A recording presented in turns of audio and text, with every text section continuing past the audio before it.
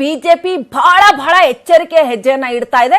ತಾನು ಏನೋ ಮಾತನಾಡಿ ಅಥವಾ ತಮ್ಮ ಮುಖಂಡರುಗಳು ಏನೋ ಮಾತನಾಡಿ ಕಷ್ಟ ತಂದ್ಕೊಳ್ಳೋದಕ್ಕೆ, ಸಂಕಷ್ಟ ತಂದ್ಕೊಳ್ಳೋದಕ್ಕೆ ಬಿಜೆಪಿ ತಯಾರಿಲ್ಲ. 23ನೇ ತಾರೀಕುವರೆಗೂ ಕಾದು ನೋಡೋಣ ಅಂತಿದ್ದಾರೆ ಅವರು. ರಾಜಕೀಯ ಲಾಭ ಮಾತ್ರ ಮುಖ್ಯನಾ? ಪ್ರತಿಪಕ್ಷ ಆಗಿ ಎಲ್ಲಿದೆ ಇವ್ರ ಆಕ್ಟಿವಿಸಮ್ ಅನ್ನೋದನ್ನ ಪ್ರಶ್ನೆ ಮಾಡ್ಬೇಕಾಗತ್ತೆ. ಸರ್ಕಾರ ಆಕ್ಟಿವ್ ಆಗಿ ಇಲ್ಲ ಅಂತಂದ್ರೆ ನೀವೇನ್ ಮಾಡ್ತಿದ್ದೀರಿ? ನಿದ್ದೆ ಮಾಡ್ತಾ ಇದ್ದೀರಾ ಪ್ರತಿಪಕ್ಷದವರು? ಮೇಲ್ನೋಟಕ್ಕೆ ಎಲ್ಲವನ್ನೂ ಸಂಭಾಳಿಸ್ತಾ ಪ್ಯಾಚಪ್ ಮಾಡ್ಕೊಂಡು ಹೋಗ್ತಾ ಇರೋ ತರ ಕಾಣ್ತಾ ಇದೆ. ಆದರೆ ಈ ಲೋಕಸಭಾ ಎಲೆಕ್ಷನ್ ರಿಸಲ್ಟ್ ಬಂದ ತಕ್ಷಣ ಮತ್ತೊಮ್ಮೆ ಎಲ್ಲಾ ಈಕ್ವೇಷನ್ಸ್ ಬದಲಾಗುತ್ತೆ ಅಂತ ರಾಜಕೀಯ ವಲಯದಲ್ಲಿ ಮಾತುಕತೆ ಓಡಾಡ್ತಾ ಇದೆ.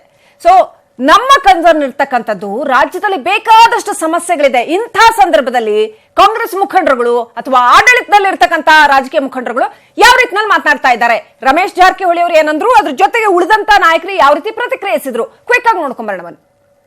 DK ಶಿವಕುಮಾರ್ ಲೆವೆಲ್ ನಮ್ಮ ಲೆವೆಲ್ ಅಲ್ಲವ, ನಮ್ಮ ಈಕ್ವಲ್ ಇರೋ ತಾನ ಇಲ್ಲಿ ಇರೋ ತೋರಿಸ್ತಾನ. ಅವ್ನು ಅಲ್ಲಿ ಲೀಡರ್ ಅಲ್ಲ. ನೋಡಪ್ಪ, ನನ್ನ ಬಗ್ಗೆ ನನಗೆ ರೇಟೇ ಹೊಡಿಲಿ ಬಿಡಿಯ.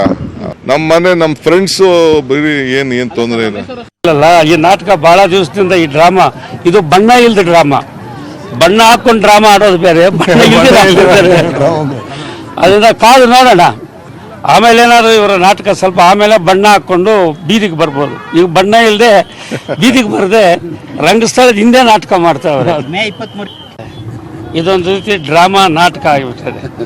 ಸರ್ಕಾರ ಬೀಳ್ತದೆ ಅಂತ ಈಗಾಗಲೇ 6 ತಿಂಗಳಿಂದ ಪ್ರಾರಂಭ ಆಗಿದೆ.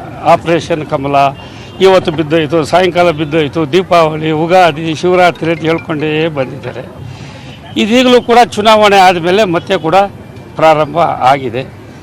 ಸರ್ಕಾರ ಯಾವ ಕಾರಣಕ್ಕೂ ಬೀಳೋದಿಲ್ಲ. ಕುಮಾರಸ್ವಾಮಿ ನೇತೃತ್ವದ ಸಮ್ಮಿಶ್ರ ಸರ್ಕಾರ 5 ವರ್ಷ ಸುಭದ್ರ ಮತ್ತು ಒಂದು ಸ್ಥಿರವಾದ ಸರ್ಕಾರ